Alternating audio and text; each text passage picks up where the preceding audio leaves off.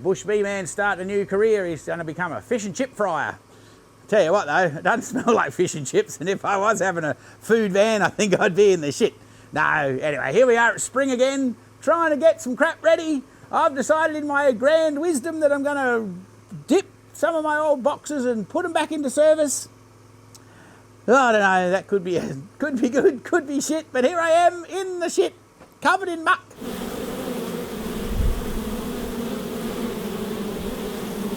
So we'll let the little ladies out of here. Oh, golly gosh, if you've ever done wax dipping, it's one of those fun jobs. I'm sure somewhere or other you're meant to have bloody safety gear. I've got an apron on. I got that motivated, but that's more for the painting than anything. So you've got to have your wax boiling pretty well, because the general idea is if you've got your wax hot enough, it's going to soak into your wood, and it's going to kill any diseases that might have survived, because this bloody foul brood will live in the jolly wood forever, apparently. So they tell me, and you need to have a few different versions of wax in your wax dipper, so you can get the jolly carbon chains, I think they're called. Anyway, so you can get the chains so that you don't end up with it all just sitting on the top. So you want some paraffin, and you want some, oh, don't do that, MJ. Whew, that was close, don't drop it back in the wax. So you're gonna want a couple of combinations of 2 waxes at the very least, which we've got some paraffin, and we've got some micro wax. And obviously when you're dipping bee boxes, you end up with some beeswax mixed in there. I mean, that just comes almost free of charge, just turns up by itself, which is pretty cool.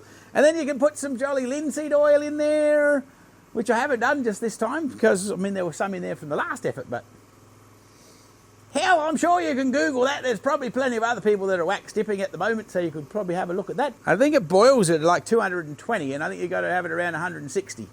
But I can't remember off the top of my head. What does it say on the crazy chart? Oh, I don't know. My fucking temperature gauge is full of wax. So it doesn't work real flash. I think it's at about 160. The thing is, it's very interesting. After you've been dipping for a while, you can tell whether it's hot enough because you just get this certain amount of froth going. It's kind of like, you know, when you dip the chips in the oil, you can tell whether it's going to get crispy or not. Oil's too cold, too old, it sort of gets up with those soggy ass chips. Maybe I'm not making chips, but hell, you never know. We might be making some honey if I get there. If you've been watching the show for more than 5 minutes, you'd realise I'm not over safety conscious. So, must make you wonder, why is a bloke wearing a mask? Now, it's not because of this crazy virus that's skipping around the world. It's because quite often these old bee boxes have got lead paint in them.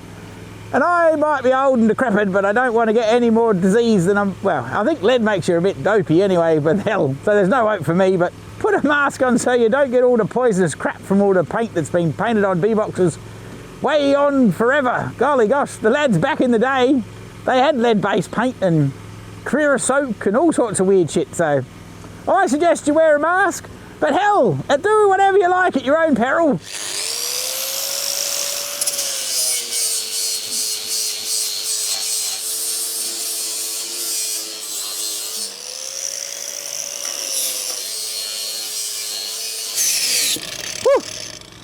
Golly gosh. Oh, golly.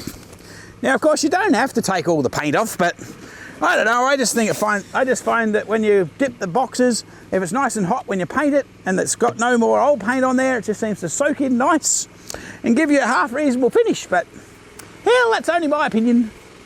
Now, just try to be a bit respectful of the fact that you've got boiling oil here. Well, it's actually boiling wax, which is pretty freaknik. And I'm just dipping a box. I got these few old bases that I thought I'd try and resurrect, or at least burn the ones that are crap and use the ones that are good. So then I'll know what I've got. Otherwise, you're never really sure as a beekeeper what crap you've got in your shed that's worth having. Most of the stuff in my shed's not worth having, but anyway. I figure we're going to have a decent bonfire if nothing else. Anyway, and then you've got to put your timer on. This is very high-tech, very high-tech way to weigh your boxes down. There's a little bit of old Rio rod with a little bit of steel welded on the top, so it's just to hold it down so as it's under the boiling wax. I'm assuming you could make any sort of dunking device that you want, but that's what came with this little rig, so, you know, waste not, want not here at the Bush Bee Company. Then you got to put your timer on. I've got set for 10 minutes. That's the very least you're meant to boil it for, is 10 minutes in the boiling fat. I wouldn't want to be in there for 10 minutes. I wonder what the hell it used to be like when they used to pour that crap down your boot, you know, when they were torturing you. They had Whew, shit, that would hurt. Tell you what would they call that, flambeque foot? I'm dipping a few old crappy frames in here as well. So you can do that if you really get excited. That one's going in the fire. So these are I'm just trying to tidy up all the old stuff so I can figure out where I'm going next. And my shed's a bit unruly even at this farm. That should be no surprise to anybody. I figure these old frames, I could use them in the brood box at least anyway.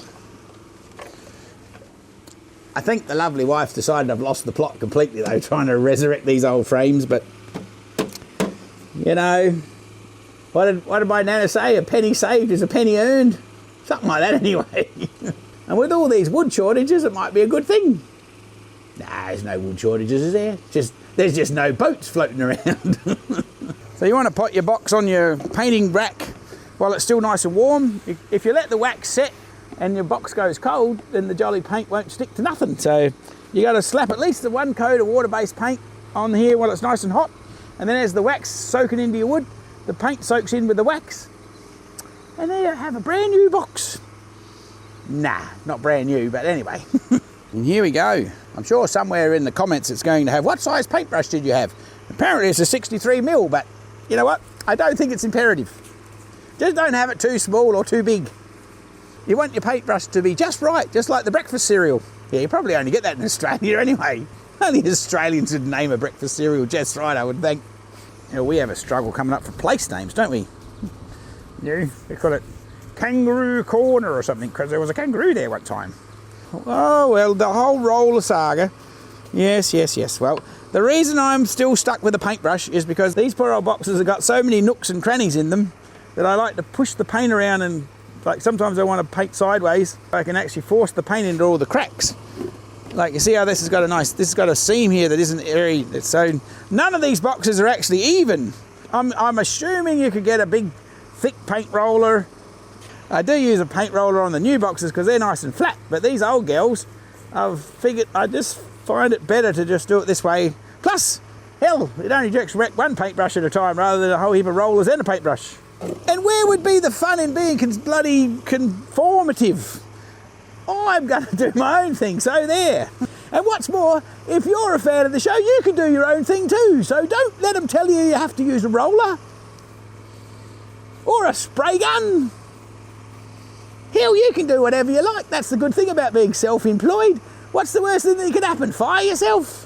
On that note, there is a few things about beekeeping that you can't just make up your own mind. You have to learn and know what you're actually doing. So with that in mind, we've decided to actually make it a bit more of a training course, which you would have seen a few episodes of. So stay tuned and don't forget to head over to the Patreon, give it a bit of a, kick along so we can stay afloat. Heck, and then next thing you know, you can have your emails answered, or you might even get on the live chat. Is it a live chat? Yeah, on the live chat we can interact. Hell, that nearly rhymes, look at that. I'm not only a beekeeper, I'm a poet. Yeah, that's what happens when your wax gets a bit cold. Too much talk and not enough work, and fell down on the deck there.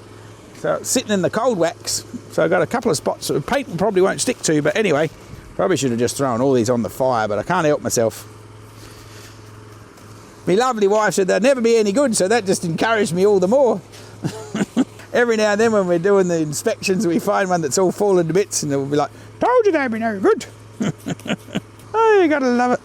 Anyway, it's still good. I can't complain. At least she's actually out here helping me do shit. Oh, there's the alarms off again. Woo, here we go. Whoopee! You know, after a couple of days of this crap, you don't get so excited that it's ready to come out. When you come along and your pot's finally boiling, there's a moment that you think, yay, it's actually hot enough. And then another part of you goes, oh crap, more of this. It just goes on and on and on, it does. It's incredible. Anyway, waste not, want not, the daylight hours are soon departing, so we better keep on keeping on. There we go. Now, just try to be careful, all right? Nobody get burnt, because it's not good. It's not a good conversation to have when you go home and you say, oh, I used to have skin on my arms. I'm sure if you really got motivated, you can come up with a much safer hook than this, but... And for all you engineers out there, don't forget to send photos with the comments, okay, as to how I should do this more professionally. And luckily for you, there's some music we can play, and we can just go diddle diddle diddle diddle diddle diddle diddle diddle diddle and look like I'd actually get this shit done quickly. But don't be fooled, it just goes on for days and days and days.